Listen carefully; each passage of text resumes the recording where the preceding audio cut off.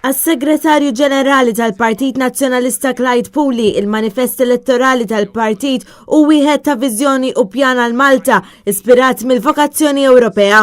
Matul il-Kunsill Ġenerali Straordinarju u fakkar li l-Partit Nazzjonalista dejjem ra l-Unjoni Ewropea bħala opportunità fil-waqt li għal-Partit Laburista l-Unjoni Ewropea ibis konvenjenza. Fil-waqt li elenka l-punti prinċipali tal-manifest, Clyde Puli qal li l-qofol ta' kollox u li f'pajjiżna hemm bżonn li nħarsu l-ġid komuni, li jkollna soċjetà li jimpurta u fuq kollox li nsaħħu d-demokrazija u reputazzjoni ta' Malta.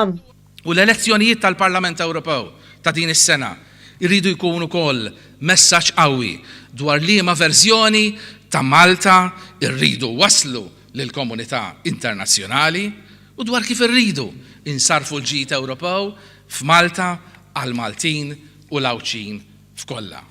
U tem jgħid li għalkemm dawn l-elezzjonijiet mhumiex elezzjoni ġenerali, il-poplu xorta għandu jibgħat messaġġ. Ma nistgħu nibagħtu flimkien messaġġ b'saħħtu li pajjiżna jeħtieġ illi jibdel id-direzzjoni. Melejjew flimkien bil-power of we ninaqdu għal pajjiżna, għall-Ewropa, għall-familji tagħna, għall-ħaddiema tagħna, għall-Maltin, għall-Awċin u għal daw kollha ta' rida tajba li kapaċi bħalna jaraw futur aħjar minn dak li mixja leħ il-pajjiż tagħna llum. Il-manifest elettorali kien approvat b'mod unanimu mill-Kunsilliera preżenti tal-Kunsill Ġenerali.